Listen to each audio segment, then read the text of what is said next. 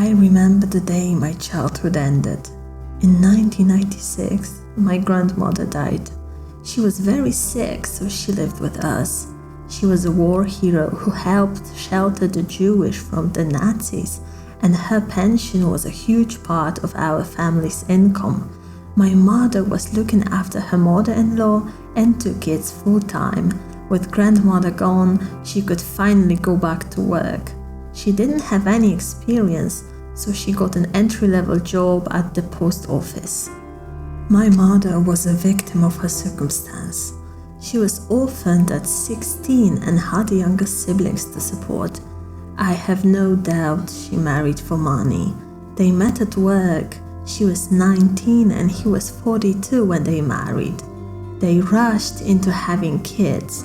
My father was pretty well off during the Soviet times, but the Polish Round Table Agreement brought the end to a planned economy, and the conglomerate where he worked got bankrupt soon after my birth. The tables turned, and he went from being a wealthy bachelor to a struggling head of a family.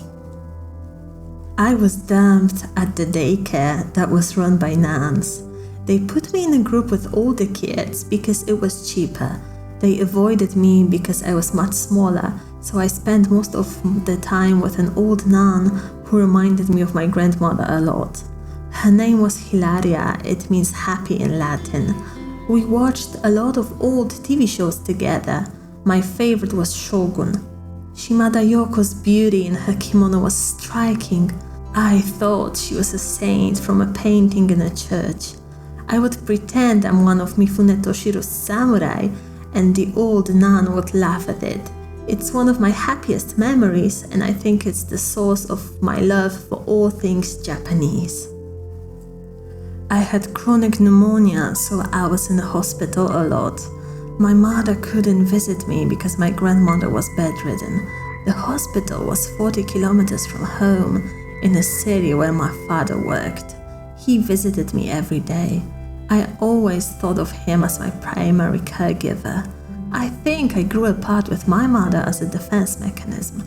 I lacked her affection, but I didn't want to be abandoned, so I strained the relationship. I know I stabbed her in the back. She crawled herself from poverty to upper middle class.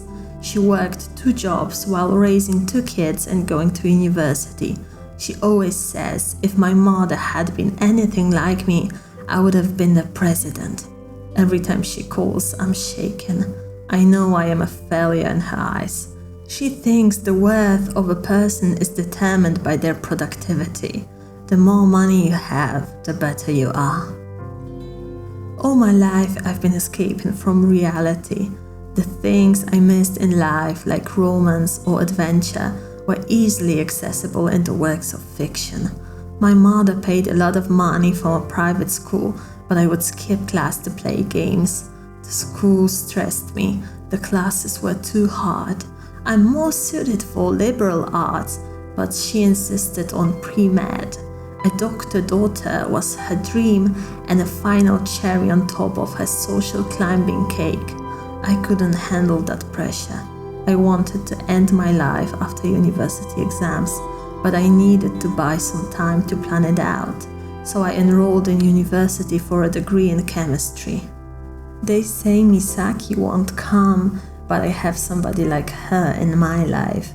During my sleepless nights, I look at the silent enigma that is my husband, and I wonder why he chose me. He noticed me in class at that university. I owe him my life. I never mention it online, but I am a mother. My son is 16 months old. Motherhood is passé nowadays, but I always wanted to be a mother. I got diagnosed with a condition that made other women infertile, so I'm extremely lucky to have him.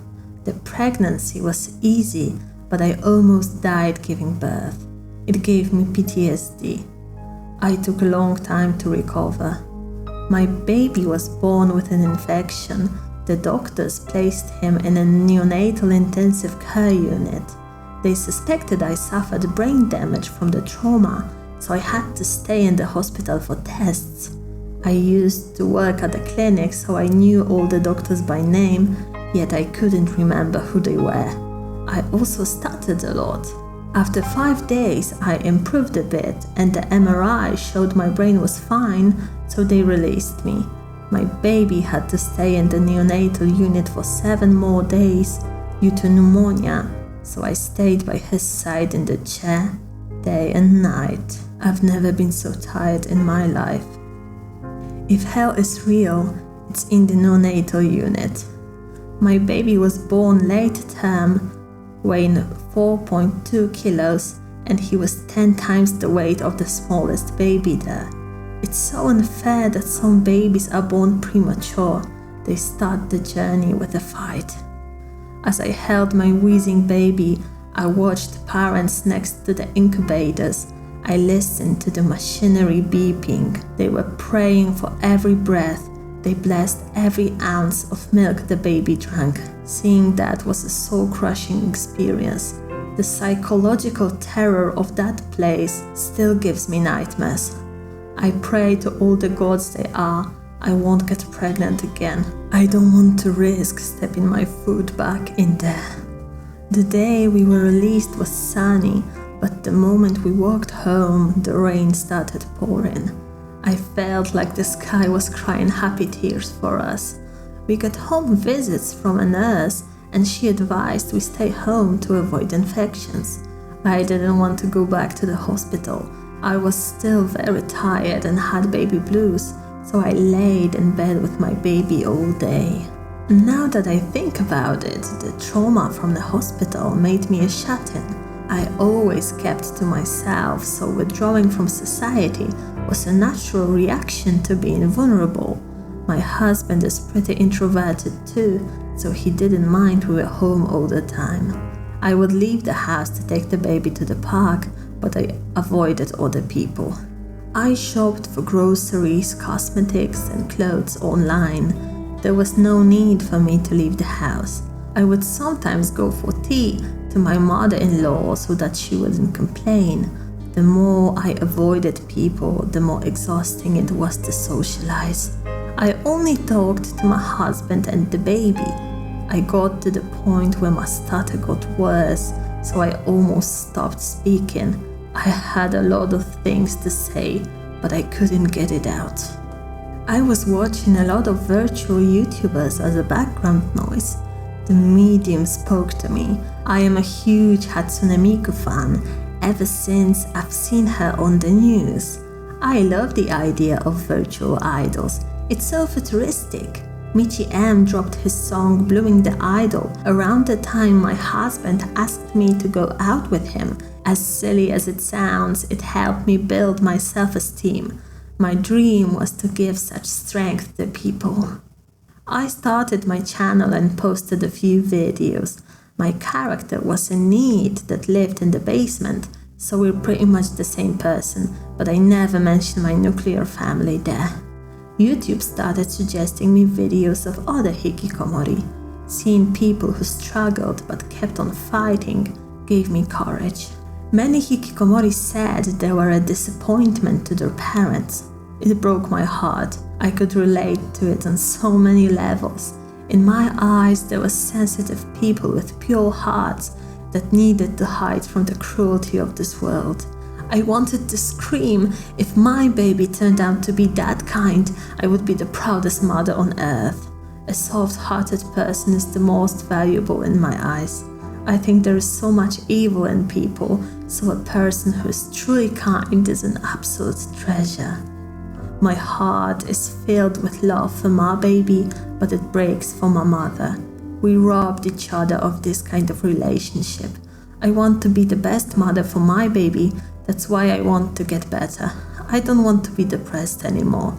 I want to take him to the park.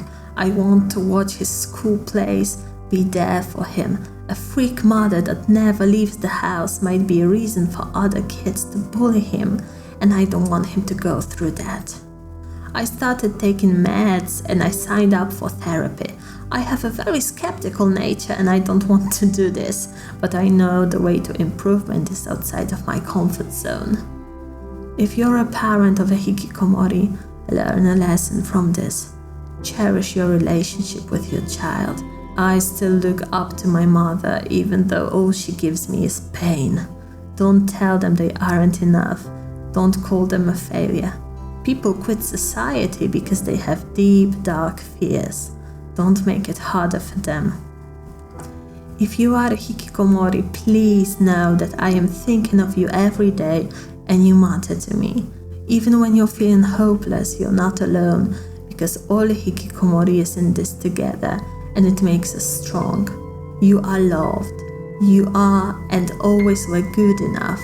You're not wasting time. You're still trying to find your path in life, and it's okay to take your time. Don't be ashamed to ask for help. You deserve it.